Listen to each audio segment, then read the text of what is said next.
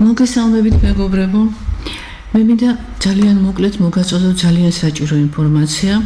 ეს შეეხება B ჰეპატიტის ასრას. მოგახსენებათ, რომ სამშობიარო სახლებში დაბადებიდან პირველი 12 საათის განმავლობაში ბავშვს უკეთდება 3 ასრა. ეს არის BCG, ეს არის B ჰეპატიტი და ეს არის K ვიტამინი, რომელიც პრაქტიკულად ასრა არის, თუმცა ცოტა სხვა მოქმედების.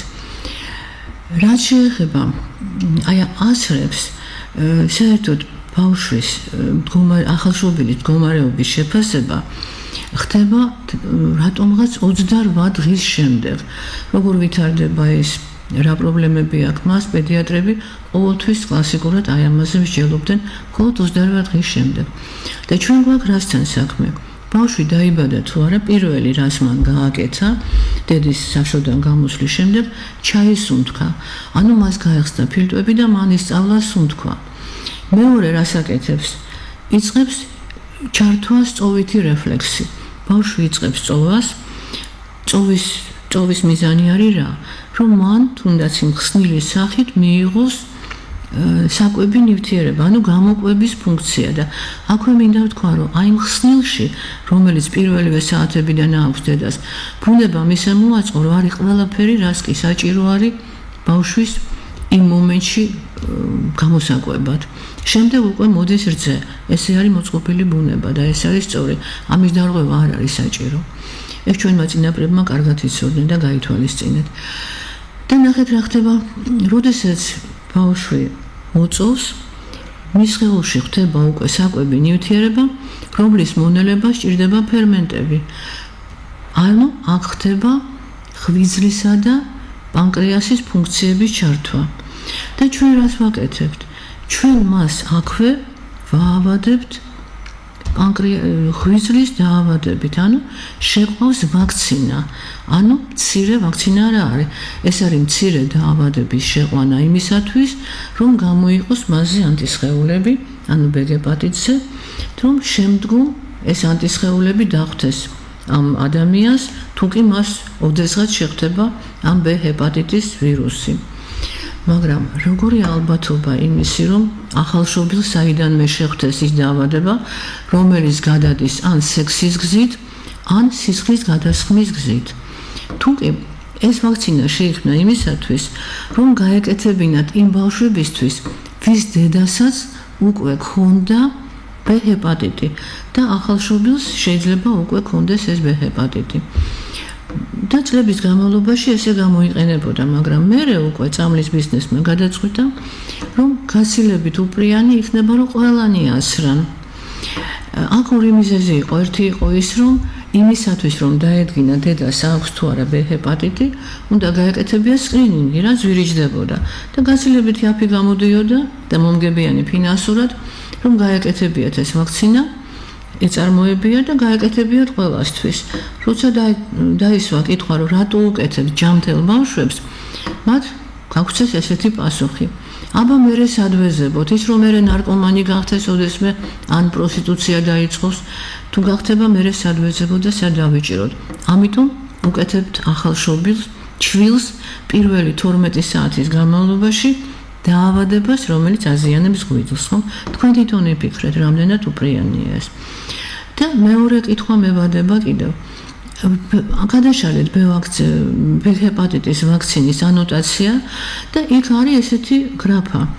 უკუჩვენებები, ანუ რა შემთხვევაში არ არის სასურველი, ან არ შეიძლება გაკეთება. და წერია გარკვევით.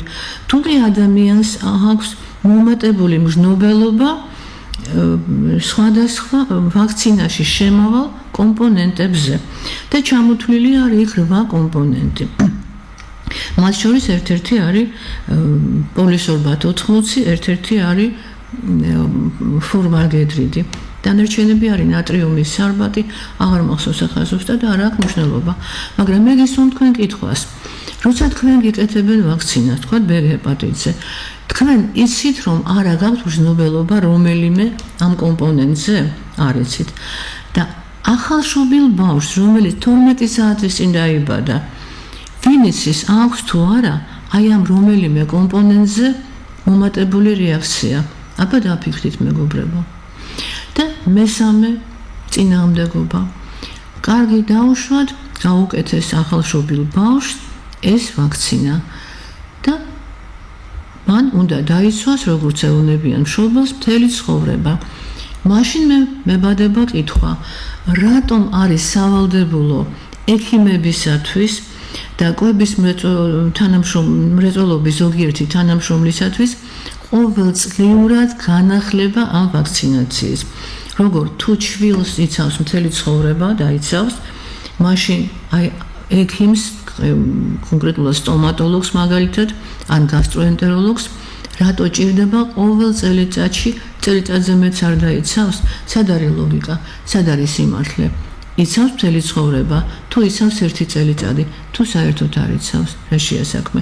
ვიმეორებ, ეს არის დაავადება ბ ჰეპატიტი, რომელიც გადადის ან სქესობრივი გზით, ან სისხლის გადასხმით, როდესაც ხდება ბ ჰეპატიტი დაავადებული სისხლის გადასხმა ადამიანისათვის.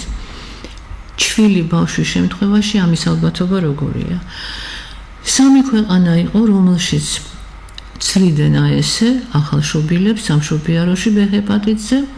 ეს იყო საქართველო, ამერიკა და რუსეთი. რუსეთმა რაღაც პერიოდის წინ მოხსნა ეს ამოიღო. ამერიკამ ეხლახან ამოიღო, სექტემბრის თვიდან ამოიღო, 25 წლის სექტემბერს გულისხმობ და ეხლა დიდი ამბავი ამაზე ატეხილი და დარჩა მარტო საქართველო. და მე მინდა დავუსვა კითხვა ჩვენ ჯანდაცვის სამინისტროს და იმათ, ვისაც ეხება დედათა და ბავშვთა დეპარტამენტს. ქალბატონ ვერიკო ბაზიარს კონკრეტულად, რომელსაც ძალიან პატივს ვცემ. ნუ თუ მათ არ გაუგიათ ამის შესახებ. მართალია, ამერიკის რომელიღაცა მაფიოზური სტრუქტურები ეწინააღმდეგებიან ამას, იმიტომ რომ ისინი ფინანსდებიან სწორედ ბილ გეიტსის ფონდებით და იმ ფარმაკოფირმებით, რომლებიც უშვებენ ბ ჰეპატიტის, ბცჟ-ს და რამდენიმე სხვა ვირუსის საწინააღმდეგო ვაქცინებს. ამიტომ ისინი, რა თქმა უნდა, ეცდებიან, რომ ეს რეფორმა არ შევიდეს ძალაში.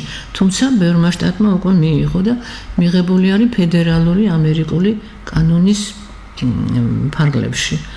ასე რომ ყველასთვის სავალდებულო გახდება ამის გათვალისწინება. მაგრამ ჩვენთან ამის ფონზე მოხდა კიდევ უფრო გამკაცრებათა. თუ ადრე ბევრი ჩემი პაციენტი და ჩემი ახლობელი მიდიოდა სამშობიაროდ და წინააღმდეგობას არ უწევდნენ, ეხლა გაცილებით მე წინააღმდეგობას უწევენ სამშობიარო სახლებში და გაცილებით გამკაცრებული არის ორგანიზაციებშიც აი ამ ბ ჰეპატიტის აცრასთან დაკავშირებული პრობლემები.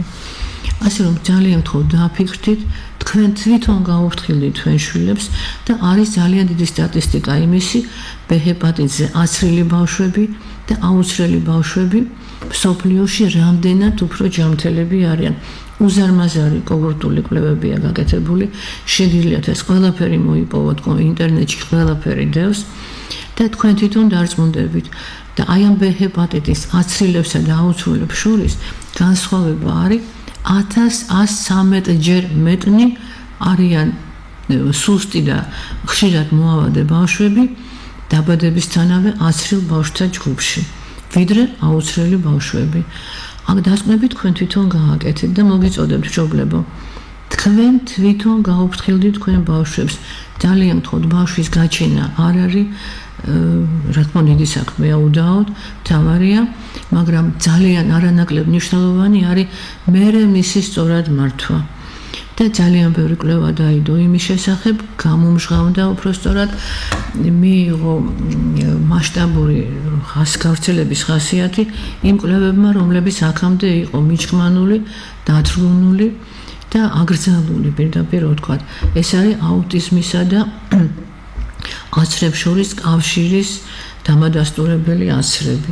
არაერთი ნაშრომები უკაცრავად, არაერთი ესეთი შრომა არის, მაგრამ ყველა ვინც ამ თემაზე ლაპარაკობს, ხდება ძალიან დიდი ტერორის ქვეშ, სხვათა შორის მათ შორის მეც.